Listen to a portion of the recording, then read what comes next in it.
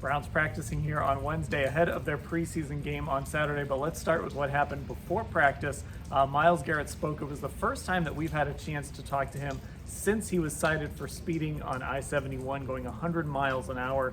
And Mary Kay, Myles had zero interest in discussing his speeding ticket. He responded to every question about it by simply saying some form of, "I just want to talk about football." Well, I'm going to stick with what I wrote in a column when this first happened. And I thought that he needed to not only apologize to the Browns who have stuck with him through thick and thin, but I thought he needed to apologize to the community because he's putting other people in Cleveland in danger when he's out there speeding like this. I thought he should apologize to his teammates, and he chose today just to not address it at all.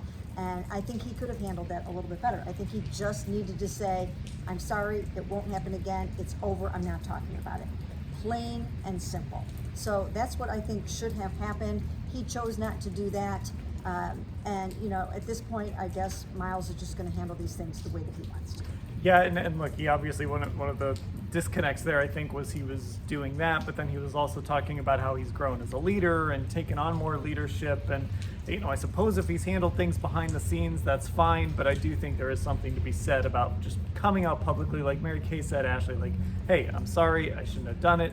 It's not going to happen again." I know people can hear that and it's just words, but I do think that matters to say things like that publicly. Yeah, there's an adage in journalism about never letting a one-day story become a two-day story. And I think, unfortunately, with this, we've seen a one-week story become a week-long story because of how it was handled. I mean, I think there were many different ways you could have handled it. I think, number one, as Mary Kay said, probably a different story altogether if Myles Garrett just answers the question instead of blatantly deflecting 4 times the way he did today when given an opportunity to talk about it. And it's not like he hasn't had to talk about speeding before, because we obviously all lived through 3 years ago when he did crash his car due to speeding. So I think that, plus the fact we didn't get a chance to hear from him all in Philadelphia, unclear why that was, but in training camp it's not a typical set standard schedule when players talk. It's a bit different. We're not in the locker room. But I do think unfortunate in this instance because this story has now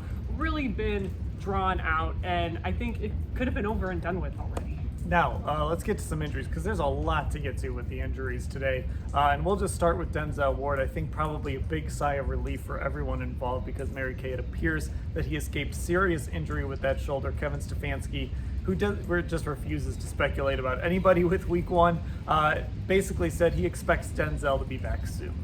Yes, and boy, will they need him against Joe Burrow and Jamar Chase and that high-flying Bengals offense. They cannot afford to be without Denzel. We know, of course, that the Browns are already without Martin Emerson Jr. for that game, and Denzel is one of the best cornerbacks in the NFL. So knowing that he is day-to-day and that he should be back for the opener, that's great news for the Browns because behind Denzel, they still have some issues that they're working through. Yeah, and Ashley, just again, we know how important Denzel is, and for Denzel, he's thinking about Defensive Player of the Year, maybe becoming the second straight defensive back to win that award after it didn't happen in forever. He's got big plans for this year, so even on a personal level for Denzel, that this is not a serious injury, that's big. Yeah, because I think Denzel has had a really nice camp up until this point. Maybe the best, definitely one of the best training camps I think I've seen him in my time covering him.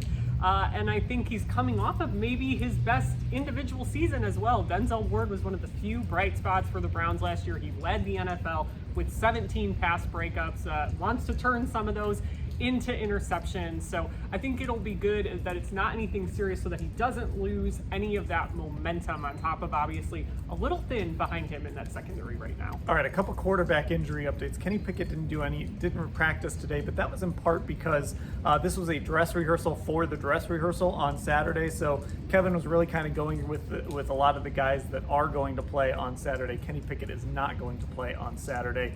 Shedeur Sanders, who could potentially play on Saturday, dealing with that oblique still. He was back practicing and throwing today, Mary Kay, so good progress there from Shedeur. Right, and I think they really would like to see him against the Rams on Saturday. So it was great that he was back out there in team periods today, and he was somewhat limited, but as long as he comes through today okay and gets through the Thursday practice all right, then I think we will see some of Shedeur on Saturday. And I think they would really like to have that because there is going to come a point during the season, I believe, where Shedeur is going to play in live action.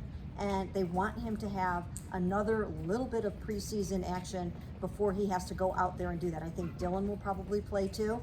And we'll just have to see how it goes. Now, of course, we know that Joe Flacco will start the game. Kenny won't play, maybe on both rookies. Yeah, and if you could use those reps, like nothing against Tyler Huntley, but if you can use those reps on Shedeur Sanders instead of Huntley, we know that it's more likely Sanders is going to be on this roster. It's just a more meaningful way to use some of those reps if Sanders can get out there and get some. Ashley. Yeah, and again, those reps are going to be so few and far between, I think, for both of the rookies. Once we're into actual practices here, we know how precious they are about those first team reps going to starters. So I think it's good for them to still be getting those this week because it is all about maximizing opportunities when you can be out here and practicing. So really, really interesting to see how he kind of continues to develop here and comes out of today after dealing with the oblique injury the last week or so. Okay, you think we're done talking about injuries? We are not done talking about injuries because there's one other big one to get to.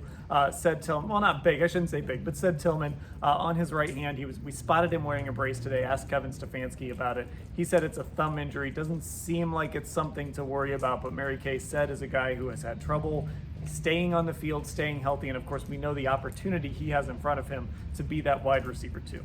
Well, right, as you mentioned, Kevin said it's not serious, so that's really good news because anytime you see a brace on a receiver's hand, it gives you pause. And of course, they really need him as well for that opener. He's the starter opposite Jerry Jeudy. But it did give a young guy an opportunity for more reps today in Isaiah Bond. They're kind of moving Bond along very, very quickly. In fact, I believe that fans will get a chance to see him play in that game on Saturday, and maybe Said will rest. I'm guessing now he probably will, and Isaiah Bond will have a chance to go out there at some point in the game and show what he can do and see if he can't get ready for the start of the season. Yeah, it does feel like they're fast-tracking Bond, and Ashley, it wouldn't shock me if we see him getting like legitimate snaps, especially depending on the rest of that receiver room, legitimate snaps even in week one. Yeah, and I think, again, there's an opportunity for him in this offense because profile-wise, there's not really anyone else like him. The Browns could certainly use the speed he brings. We've seen it already. He talked to us yesterday about how he stayed in shape, how the ankle injury that he suffered towards the end of his time in college isn't bothering him anymore. And I think if you're the Browns, you get him out here, you want to see, okay, show us what you got because they need some weapons on offense, especially now if Said is not going to be able to play on Saturday. There's certainly going to be a role for him. Okay, one more thing. If you've stuck with us this long, you get to the good-ish news. Jeremiah Owusu-Koramoah obviously lost for the season, but we did see him on the sideline today. He was cheering on the defense. And Mary Kay, it was just good to see JOK, moving around, being with his teammates. We know he's going to be with this team off and on this season. So even though he's not going to play this year, it was just good to see JOK back with the Cleveland Browns in some capacity. Yes, well, his teammates absolutely love him. The coaches love him. We all know the fans love him too. So it was sort of an emotional boost to have Jeremiah out there today a little bit. And Kevin did say he will be working with the team. So who knows, maybe he will be helping some of the younger linebackers.